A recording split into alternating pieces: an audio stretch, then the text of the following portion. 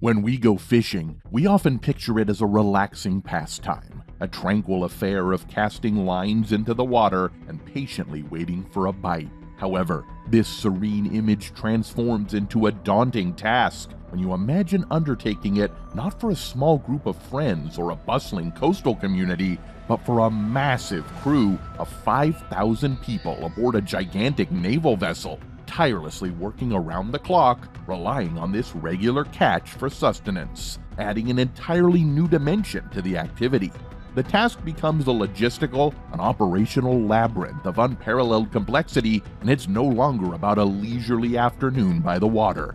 Gone are simple tools of the trade, rods and bait. They're sophisticated systems designed to handle the demands of feeding thousands at sea. Yet, despite the staggering scale and challenges, the U.S. Navy's logistical and supply chain departments tackle this monumental task with astonishing precision. Every 2 weeks, they pull off this incredible feat, ensuring the crew is well fed and ready for the rigors of life at sea. It's a testament to their skill and commitment, turning what might seem impossible into just another day on a naval vessel. Smash that like button and subscribe to the channel as we dive deep to understand how U.S. Navy ships catch fish to feed the crew. When we dive into the stories of old sea dogs, we uncover plenty of times when they were left high and dry, starving for weeks on end, with some even facing dire consequences. While these tragic accounts are grim enough on their own, one can't help but wonder why sailors facing such dire shortages wouldn't resort to catching fish to sustain themselves. Well, to someone green around the gills, it seems like a logical question. Like, imagine the irony of perishing from hunger while being surrounded by an ocean teeming with fresh fish, ready to be hooked and reeled in. But as much as it sounds like a piece of cake, the reality is far from this ideal. To start, the over-the-top image of fish leaping into sailors' laps in the middle of the ocean is just a telltale. The reality is, fishing in deep waters is a whole different ballgame. It's nothing like the serene setting of lakes and ponds. Fish only tend to stick to the surface near the coast in the ocean.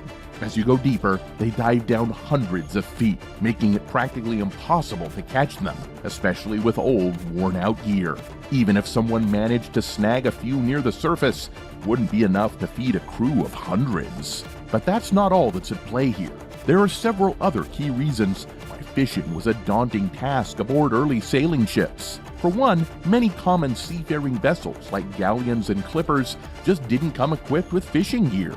Captains thought nets, lines, or harpoons were unnecessary cargo, and smaller merchant ships were already packed to the brim, leaving no room to store freshly caught fish. The rough seas and wild weather that sailors faced didn't help matters either, and trying to fish in choppy waters was like trying to hit a bullseye in a tornado, nearly impossible. So just keeping the ship afloat was a full-time job, leaving no time for casting lines. And then there's the matter of the sailors' diets. Their meals were more about sustenance than variety at that time. Salted beef, hardtack biscuits, pease pudding, and grog were the usual suspects. Seafood was seen as a risky option as it could spoil and make everyone sick. Even if they somehow managed to catch fish, the high protein content would have made them even thirstier. So it was just simpler and safer to stick to what they knew would keep them going. But beyond all these practical reasons, there were social factors at play too. Fishing was seen as a pastime, not a serious part of ship life. Ship captains wanted to maintain order and discipline, and fishing didn't quite fit into that picture. However, just like everything else, the march of technological progress tackled these challenges one by one, and in the late 1700s to early 1800s, fishing activities became more widespread across various navies. This meant that fishing was officially recognized and practiced, but some issues still persisted, like the availability of fish and storage concerns. Nevertheless, fishing sessions could be incredibly beneficial if Navy ships ran low on rations. Fast forward 100 years into the modern era of technology, and the brilliant minds of humanity also found ways to replenish dwindling rations in the middle of oceans. So fishing for survival, what was once a risky venture, then became a commonplace practice, eventually evolved into a naval tradition, albeit with less emphasis on necessity. Moving into the 20th century, particularly during World War II in the Pacific Theater, the United States Navy developed this nifty trick for keeping their carrier task forces going strong at sea. They called it underway replenishment, or UNREP, or replenishment at sea, or RAS. This clever technique allowed them to transfer fuel, ammo, and supplies from one ship to another while both ships were on the move, effectively keeping the task force fueled up and ready to roll indefinitely. The process that works till today involves the resupply ship, often called a replenishment oiler or other supply ship, to sidle up alongside the receiving ship, making sure to keep a safe distance to avoid any unwanted collisions. Then they'd rig up ropes, cables, and fuel hoses between the ships to start the transfer. When it comes to food and water, they'd often use specially designed containers or pallets to make the handover. To speed things up, the U.S. Navy can even bring helicopters into the mix. These choppers would zip back and forth, shuttling supplies between ships until the supply ship was empty.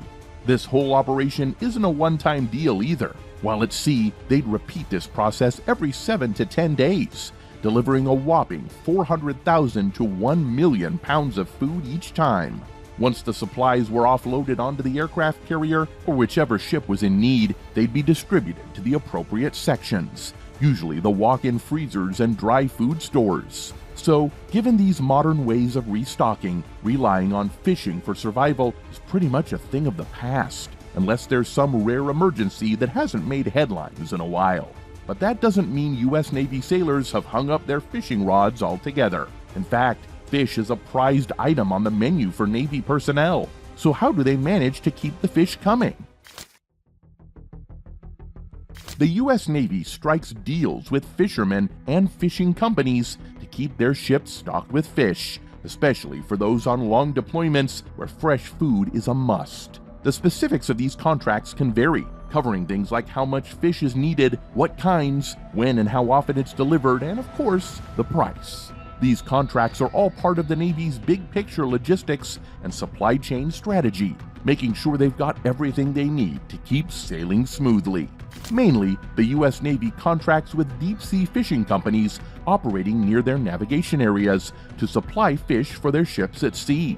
These contracts make sense because where most U.S. Navy vessels are deployed for extended periods, there aren't many opportunities to catch fish. To reel in a good catch in those deep waters, you'd need specialized gear that can handle high pressures and low light conditions. So, it's more practical for a deep-sea fishing vessel operating nearby to not only catch fish, but also avoid the usual logistical headaches that come with fishing far from shore. Deep-sea commercial fishing involves catching fish and other marine species in the deeper parts of the ocean, typically beyond the continental shelf. This type of fishing targets species that live in deeper waters, sometimes hundreds or even thousands of meters deep. Fishing companies reel in their catches using a variety of methods, depending on the type of fish they're after, where they're fishing, and the gear they have on hand. First off, there's trawling. This method is like dragging a net through the water, either along the ocean floor or through the midwater or surface layers. It's great for catching fish that hang out near the seabed or in open water. Then there's long lining. This is all about setting a long line with baited hooks at intervals. It's the go-to for catching fish like tuna, swordfish, and halibut that can't resist a tasty snack. Next up is purse seining, where you encircle a school of fish with a massive net called a seine, then cinch it closed at the bottom like a purse. This method is a favorite for catching schooling fish such as tuna and herring. Gill netting is another method in the mix. Here, a net is suspended in the water column to snare fish by their gills as they swim into it. It's often used in coastal areas to catch fish like salmon, cod, and flounder. Then there's fishing with traps or pots. Some folks use traps or pots loaded with bait to lure in fish and shellfish. It's a popular choice for catching critters like lobster, crab, and shrimp. Last but not least, there's hand lining. This is as straightforward as it gets. Just a single fishing line with a hook and bait that's lowered into the water by hand. It's a favorite among small-scale or artisanal fishermen for catching all sorts of fish. As effective as these methods may be, one thing the U.S. Navy sailors must keep in mind when contracting companies and fishermen is sustainability. This is because deep-sea fishing can really throw the marine environment for a loop, with issues like overfishing, habitat destruction, bycatch, ecosystem disturbance, waste and pollution, and even contributions to climate change. The slow growth, late maturity, and low reproductive rates of deep-sea fish make them sitting ducks for overfishing, leading to population declines and potentially wiping out entire species. Moreover, techniques like bottom trawling can wreck delicate deep-sea habitats, and bycatch just adds insult to injury by snaring unintended species and messing with the balance of marine ecosystems. The whole operation of fishing vessels can also churn out waste and pollution, turning the ocean into a junkyard and harming the environment. And because U.S. Navy personnel are the face of America on the high seas, they've got to pull out all the stops to make sure they're following top-notch sustainability fishing protocols. While contracts ensure a steady supply of fish for the crew, fishing isn't just a job. It's a pastime aboard many United States Navy ships. However, not every ship in the fleet is equipped for angling, but certain types have the gear and know-how. Take the Arleigh Burke-class destroyer, for example. This top-notch guided missile destroyer has a specialized team dedicated to fishing during extended missions. They're armed with top-notch lines, quality bait, and specialized lures to reel in a variety of fish like tuna, mahi-mahi, and sea bass. The fishing team isn't just a bunch of rookies either. They're volunteers from the ship's crew who either know their way around a fishing rod or are eager to learn. They're trained in the art of fishing and the safety protocols that come with it, and they're given all the gear and resources they need to succeed. But the onboard fishing crew makes sure not to reel in more fish than they actually need.